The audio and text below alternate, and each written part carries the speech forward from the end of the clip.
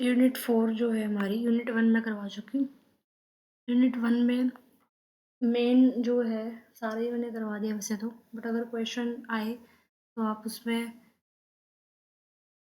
Nature scope of climatology और climatic elements वाले question को प्रायोरिटाइज करके लिखना। यूनिट 4 अब करते हैं, यूनिट 2 और 3 बाद में कराऊंगी नेक्स्ट वीडियोज़ में। अभी यूनिट 4 देख लेते हैं।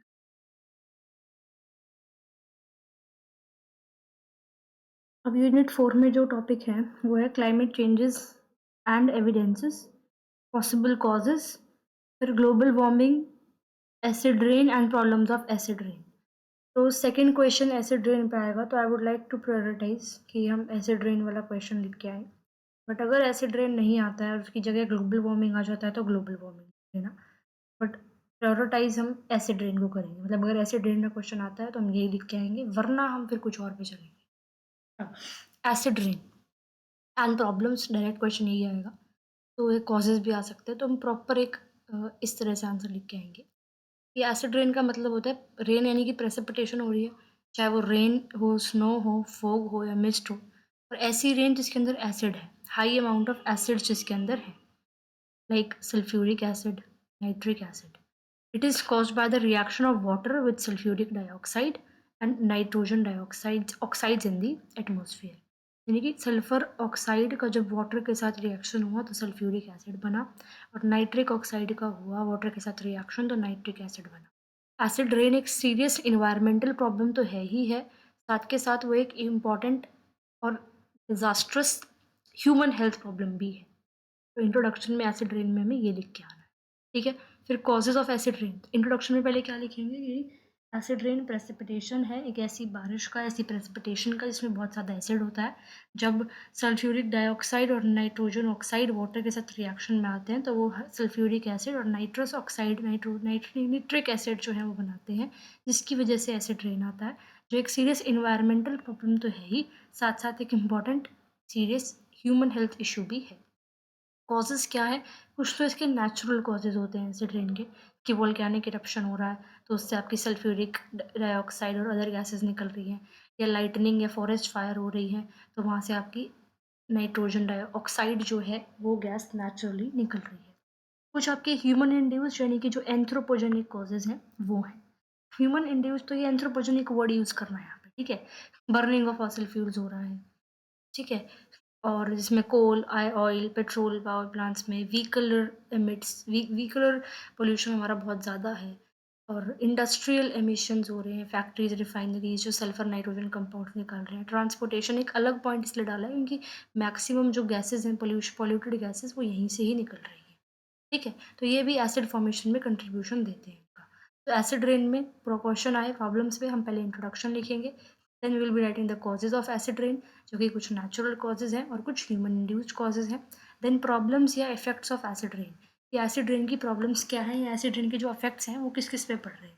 हमें पता है एक तो इन्वायरमेंट इफेक्ट्स आ रहे हैं, जब बारिश ऐसी आएगी एसिड वाली तो सॉइल पर गिरेगी, तो सॉइल एसिडिक हो जाएंगी, तो फर्टिलिटी सॉइल की कम हो जाएगी, माइक्रो ऑर्गेनिजम्स वहाँ पे जो है वो they will be harm, right. Water pollution होगा, जब बारिश आएगी तो लेक्स और वाटर जो है वो भी एसिडिक हो जाएंगे, जिससे fish die and aquatic biodiversity भी डिक्रीज हो जाएगी। फॉरेस्ट डैमेज, ट्रीज न्यूट्रिएंट्स जो है वो लीच हो जाएंगे सॉइल से, कैल्शियम और मैग्नीशियम जैसे। बायोडाइवर्सिटी का लॉस तो है ही, plant, fish, animals sensitive to pH changes are threatened, ठीक है। तो हमने पहले इंट्रोडक्शन लिखा, देन डेफिनेशन लिखा, देन कॉजेज लिखे, जो कि हम एक नेचुरल कॉज लिख के आएंगे और एक एंथ्रोपोजेनिक कॉजेज लिख के आएंगे। नेचुरल में लाइटनिंग है, फॉरेस्ट फायर है, वोल्केनिक इरप्शंस है, ह्यूमन इंड्यूस्ड में हमारा व्हीकुलर एमिशंस हैं, या फॉसिल फ्यूल बर्न कर रहे हैं, या इंडस्ट्री से जो निकल के आ रहा है, ये हमारे ह्यूमन इंड्यूस्ड एंथ्रोपोजेनिक कॉजेज हैं। फिर प्रॉब्लम्स या इफेक्ट्स में पहले इन्वायरमेंट पे क्या इफेक्ट पड़ रहा है, फॉरेस्ट में biodiversity loss, water pollution, soil pollution, air pollution तो है ही है। फिर स्ट्रक्चरल और मटेरियल डैमेज।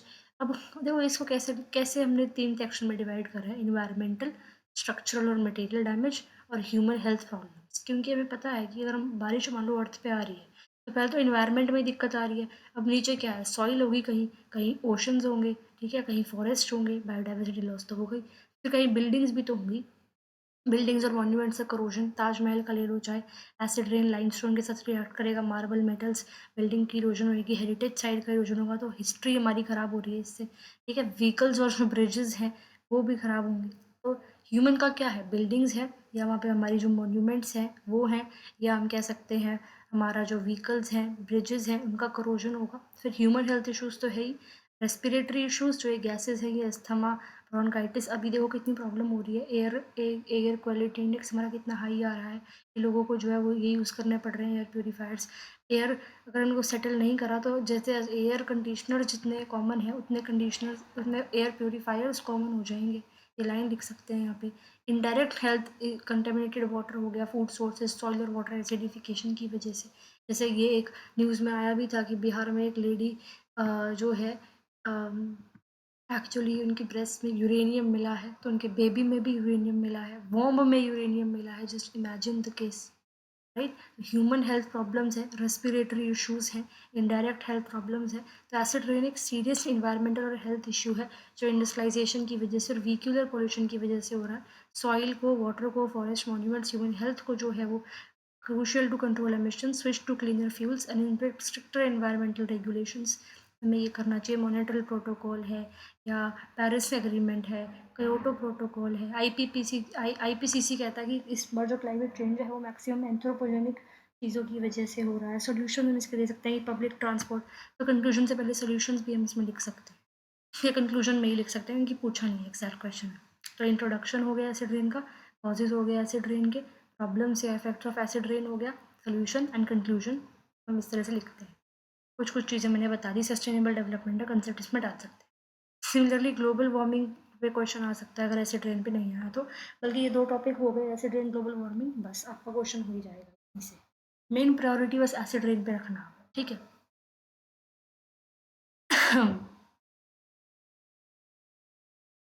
ग्लोबल वार्मिंग हम देखें तो ग्लोबल वार्मिंग क्या होता है, लॉन्ग टर्म इंक्रीज हो रहा है अर्थ के एवरेज सरफेस टेम्परेचर पे, क्योंकि ग्रीन हाउस गैसेज जो कार्बन डाइऑक्साइड है, मीथेन है, नाइट्रस ऑक्साइड वो एटमॉस्फेयर में बढ़ चुकी है। मेजर इन्वायरमेंटल कंसर्न है, ह्यूमन एक्टिविटीज से मेजरली ये हो रहा है, चाहे वो इंडस्ट्रियलाइजेशन हो, डिफोरेस्टेशन हो, बर्निंग फॉसिल फ्यूल्स। तो वही है, सेम सेम चीज़ें लिखनी है इसमें भी, एसिड रेन में भी और ग्लोबल वार्मिंग में भी। ब्रीफली ग्रीन हाउस गैसेज की वजह से हो रहा है, डिफॉरेस्टेशन, अर्बनाइजेशन, हीट आइलैंड्स का आप लिख के आ सकते हैं ज़रूर कहीं ना कहीं। कुछ कीवर्ड्स हैं जो लिख के आने चाहिए, ही अर्बन हीट आइलैंड्स जो है, राइट। इन्वायरमेंटल प्रॉब्लम्स हैं इसकी भी, ग्लेशियर मेल्ट हो रहे हैं, ice cap, loss of biodiversity, desertification, extreme weather events, फिर ये agriculture impact, water scarcity, displacement of people, फिर conclusion, biggest one of the biggest challenges of 21st century, ठीक है। Afforestation is solution, international cooperation is the solution. तो वही है, causes भी लिख सकते हैं इसके कि भाई एक तो नेचुरल कुछ कॉजेज हो गए, वोल्केनिक इरप्शन वगैरह, और एंथ्रोपोजेनिक कॉजेज हो गए आपके vehicle emissions, green house gases, और ये हो गया मॉनेटरी प्रोटोकॉल इसके लिए बनी हुई है हमारी, राइट। अर्बनाइजेशन प्रॉब्लम है, इंडस्ट्रियलाइजेशन प्रॉब्लम है, एग्रीकल्चर प्रैक्टिसेस में प्रॉब्लम है। अब जो इश्यूज आएंगे वो इन्वायरमेंटल इम्पैक्ट आएंगे कि ग्लोबल वार्मिंग है तो ग्लेशियर्स मेल्ट होंगे, आइस कैप्स, बायोडाइवर्सिटी में लॉस होगा, क्लाइमेट चेंज हो जाएगा, डेजर्टिफिकेशन है, ड्राई एरियाज एक्सपैंड करेंगे। हम इसमें सहारा का एग्जाम्पल दे सकते हैं। सहारा में ये इशू है कि वो ग्रीन बेल्ट बनाना चाह रहे हैं पूरा सहारा और सवाना को सेपरेट करने के लिए, राइट। फ्रीक्वेंट वेदर इवेंट्स हो जाएंगे। फिर आफ्टर अपार्ट फ्रॉम मेरे environmental issues you can also say कि कल स्ट्रक्चरल इश्यूज भी आएंगे, वाटर स्कैरसिटी आ जाएगी, ह्यूमन हेल्थ रिलेटेड इश्यूज आएंगे। इसका तीसरा फैक्टर बना सकते हैं तुम यहाँ पे, ये ग्लोबल वार्मिंग पे ये आ गया। फिर सेम आपका एक क्वेश्चन हो रहा है कि क्लाइमेटिक चेंजेस जो है, क्लाइमेटिक चेंज हो रहा है उसके इफेक्ट क्या है, क्लाइमेटिक चेंजेस जो हैं हो रहा है उसके कॉजेज़ क्या है क्लाइमेट चेंज के। तो क्लाइमेट चेंज क्या है, क्लाइमेट चेंज के कॉजेज़ क्या है, क्लाइमेट चेंज के एविडेंस क्या है कि हमें कैसे दिख रहा है क्लाइमेट चेंज। इससे पूरा एक क्वेश्चन या अलग अलग क्वेश्चन बन के आ सकता है, फर्स्ट क्वेश्चन आएगा ये, लेकिन अभी फिर से बता रही हूँ इस पर हम प्रायोरिटी एसिड रेन पे रखेंगे, ठीक है। अब ये क्लाइमेट चेंज है, एविडेंस देख लो। क्लाइमेट चेंज का मतलब पता है कि एक वेदर कंडीशंस एक जगह के लॉन्ग टर्म एवरेज है, क्लाइमेट वो होता है, क्लाइमेट कांस्टेंट नहीं है, टाइम टाइम चेंज होता है नेचुरल ह्यूमन फैक्टर्स की वजह से। क्लाइमेटिक चेंजेस ग्रेजुअल भी हो सकते हैं जैसे कि ग्लोबल वार्मिंग है, एब्रप्ट भी हो सकते हैं जैसे कि आइस एजेस है। पास्ट क्लाइमेट चेंजेस को पढ़ना इंपॉर्टेंट है हमारे लिए प्रेजेंट और फ्यूचर को प्रिडिक्ट करने के लिए। अब कॉजेज़ क्या हैं, नेचुरल कॉजेज़ हैं, सोलर वेरिएशन, प्लेट टेक्टोनिक्स, अर्थ ऑर्बिटल, ये सब। और ह्यूमन इंड्यूस्ड ये है हमारा, एसिड रेन भी लिख सकते हैं, डिफॉरेस्टेशन, अर्बनाइजेशन, इंडस्ट्रियलाइजेशन, ये सारे एविडेंसेस क्या हैं, जियोलॉजिकल एविडेंस है, कि भाई सेडिमेंट कवर्स, फॉसिल फ्यूल्स और ये सब बायोलॉजिकल एविडेंसेस, वैसे ये करने की जरूरत नहीं है। वैसे देख लो डेंड्रोक्रोनोलॉजी क्या होती है, tree rings, width of rings indicates wet और ड्राई। मतलब जो ट्री की जो रिंग्स हैं, जितनी उनकी विड्थ है वो हमें बताती है कि भाई जो वहाँ पे वेट या ड्राई ईयर्स कित कौन से रहे हैं, वेट एंड ड्राई ईयर्स, इनकी ओवर द टाइम पीरियड ये ग्रो हुआ है। तो ये dendrochronology, I hope you understand. Pollen analysis जो है समझ में आया। डेंड्रोक्रोनोलॉजी पे 2 नंबर का क्वेश्चन आ सकता है, इसलिए बता रही हूँ। ठीक है, तो क्या लिखेंगे, डेंड्रोक्रोनोलॉजी एक बायोलॉजिकल एविडेंस है कि सारी time to time climate change हुआ है हिस्ट्री, इंडिया की हिस्ट्री में बायोलॉजिकल टाइम स्केल पे, जो कि विड्थ ऑफ रिंग्स है उनको स्टडी करा जाता है, ट्री की रिंग्स को, और वहाँ पे अल्टरनेट वेट और ड्राई ईयर्स हमें दिखाई देने को मिल जाते हैं। बाकी करने की जरूरत नहीं है। कॉजेज आपको पता ही है क्लाइमेट चेंजेस के, नेचुरल तो ये है ही, ये भी है oceanic current, atmospheric circulation, anthropogenic causes हैं, इम्पैक्ट्स होंगे, बट ठीक है। इफेक्ट्स देख लो, इन्वायरमेंटल इफेक्ट्स हैं, सोशल इकोनॉमिक इफेक्ट्स हैं, ह्यूमन हेल्थ पे इफेक्ट्स हैं, वही है। अगेन दोबारा बता रही हूँ, मेन ये आपको एसिड रेन का ही लिख के आना है इस पे क्वेश्चन, अगर हमें लिखना पड़ेगा तो। अब एसिड रेन जो है इसमें हमने देख लिया क्या लिखना है, इंट्रोडक्शन लिखना है, ये एसिड्स के नाम लिख लेना, कॉजेज में नेचुरल कॉजेज हो गए, ह्यूमन इंड्यूस्ड कॉजेज हो गए, प्रॉब्लम्स या इफेक्ट्स में आपके इन्वायरमेंटल प्रॉब्लम्स हो गई, स्ट्रक्चरल या मटेरियल डैमेज हो गया, ह्यूमन हेल्थ प्रॉब्लम्स हो गई, सोल्यूशन लिखने हैं, कंक्लूजन लिखने हैं, 1-2 कोट या इंटरनेशनल एग्रीमेंट्स लिख के और सोल्यूशन लिख के ख़त्म।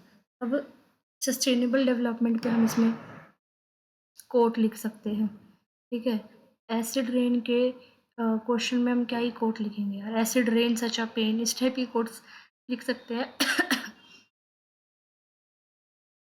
बस यही लिख सकते हैं, first deal with your own tears, tomorrow do something about acid rain, tomorrow do something about acid rain. वैसे ये इस पे सूट नहीं करेगी, मैं नेट पे सर्च कर रही हूँ, बाकी मेरे को ऐसा कुछ मिल नहीं रही। देख लेना अगर आप, pollution can cause acid rain prevented, कुछ नहीं है यार, सिंपल, मैंने बता दिया आपको बहुत सारी चीज़ें। एसिड रेन पे क्वेश्चन लिख के आना है, सिंपल सी बात ही है। तो क्लाइमेटोलॉजी हमारी फर्स्ट यूनिट हो चुकी है। Nature and scope of climatology पे क्वेश्चन लिखना, या climatic elements, temperature, pressure, moisture पे क्वेश्चन लिखना। ठीक है, लास्ट जो है मैंने आपको एसिड रेन बता दिया है, एसिड रेन पे क्वेश्चन लिख के आना है। उसके बेसिस अगर एसिड रेन में क्वेश्चन नहीं आता है तो ग्लोबल वार्मिंग लिखना है, सेम जैसे एसिड रेन जैसा ही। और अगर वो भी नहीं आता है तो वैसे आ ही जाएगा यार एसिड रेन तो इजीली। ठीक है, तो 2 यूनिट हो गई है। मैं आपको फाउंडेशंस का भी करा चुकी हूँ, फाउंडेशंस की भी आप देख सकते हो, फाउंडेशंस की मैं आपको चारों की चारों यूनिट करा चुकी हूँ सिर्फ 2 ही वीडियो में। तो पहली जो यूनिट है वहाँ पे आप डेफिनेशन, नेचर और स्कोप और रेलेवेंस वाला जो टॉपिक है उसको प्रायोरिटाइज करना, या जो ब्रांचेस वाला क्वेश्चन है उसको प्रायोरिटाइज करना। ठीक है, सेकंड यूनिट में आप इन्वायरमेंटल डिटर्मिनिज्म और पॉसिबिलिज्म वाला क्वेश्चन करके आना। थर्ड यूनिट जो है उसके अंदर आप लैंडस्केप वाला क्वेश्चन कर लेना, या अगर दूसरा क्वेश्चन अगर ऐसा है कि बहुत सारी चीज़ों पे मतलब 3 पार्ट आ जाए और उन पे शॉर्ट नोट लिखने हैं तो वो क्लियर कर लेना, क्योंकि ये जो थर्ड फोर्थ यूनिट है वो ऐसे हैं, कंटेंट कम है, 14 मार्क्स का क्वेश्चन पूरा लिखा नहीं जाएगा। ठीक है, फोर्थ यूनिट की अगर बात करूँ तो उसमें भी आप जो है स्टार्टिंग वाला जो है एब्सोल्यूट और रिलेटिव स्पेस वाला क्वेश्चन वो करके आना। बाकी थर्ड यूनिट में अगर दूसरा क्वेश्चन क्या आ गया ना रीजन वाला, तो रीजन वाला क्वेश्चन करके आना, क्योंकि उसमें आप रीजन डिफाइन कर सकते हो, जेनेटिक और स्पेसिफिक, फॉर्मल और फंक्शनल, नेचुरल और कल्चरल रीजन। तो अगर 3 पेज पे भर दिए, 1 पेज पे भर दिए, 4-5 पेज भी भरे गए तो भी इनफ है, क्योंकि यहाँ पे इतना कुछ बनता नहीं है आपका इन थर्ड और फोर्थ यूनिट में से। पर ठीक है, मैंने करा दिया आपको ये वाली यूनिट भी, और 2 नंबर के क्वेश्चन तो वहाँ पे सारे हो ही चुके हैं। उसके क्लाइमेटोलॉजी के 2 नंबर वाले क्वेश्चंस के लिए मैं एक अलग वीडियो बनाऊंगी, तो आप वो देख लेना। फाउंडेशंस की तो मैंने उन वीडियो में 2 नंबर वाले क्वेश्चंस आप पे कवर हो जाएंगे। तो क्लाइमेटोलॉजी यूनिट 1 और यूनिट 4 हो चुकी है, इनके लिए अलग से मैं एक 2 नंबर का क्वेश्चन के लिए क्लाइमेटोलॉजी के लिए वीडियो बना दूंगी। अब 2 यूनिट और रहती हैं और 3 वीडियो और रहेंगी क्लाइमेटोलॉजी की, जिसमें एक में 2 नंबर वाले क्वेश्चन, एक में यूनिट 2, एक में यूनिट 3।